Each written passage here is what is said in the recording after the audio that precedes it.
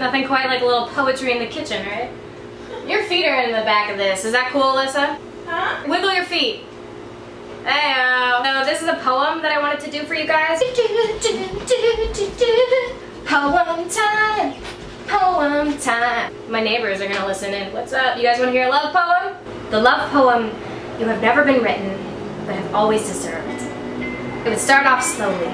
It would be simple. I might say something about your kindness or wit, or that it's totally lame, but I even think the way you sip a beer is sexy. There'd be some stupid metaphor about your hands. The kind of cheesy sentence you would tease me for, but that wouldn't stop me from reaching for your fingers like little grenades. Spontaneous combustion when they trace the freckles on my arm. And maybe I shouldn't like burning so much. Maybe I shouldn't like this fire you leave behind in my throat. Bonfire desire I thought had been extinguished when I stood outside in the downpour. I refused to put on a jacket. I was messing with God, daring him to give me pneumonia. But you are a supernova that has become my favorite sight in the entire sky. And I know you can only see the dust. You can only see the aftermath of what you think you've become, but you have a way of outshining the whole galaxy when I'm with you, that your silhouette can eclipse every other fool who has tried to wiggle inside of me. And I know you will never believe it, but you've got more power than the sun. I have become allergic to the daylight, but the warmth from your laugh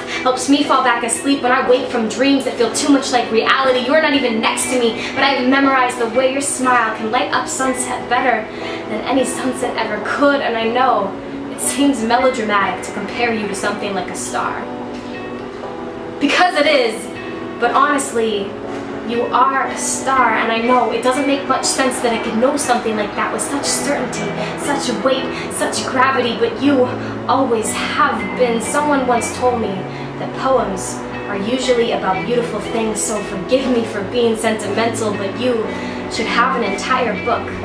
There is a sonnet in your chest and a free verse in your jawline. You are an anthology of so many things I want to say, but I'm seen as weak for thinking. You might even hear this back in her voice, that I am the wrong author, just trying to find a way to tell you that even stars have imperfections, but that doesn't stop people from handing over money to expensive telescopes and have some named after them. That you should have never doubted your place among the constellations, and I will swallow my own pride. Let you believe that you are her supernova too. You can save this back as a broken memory, because it is the love poem you have always deserved. And if it is the only way you can find some peace, you can pretend that all of it came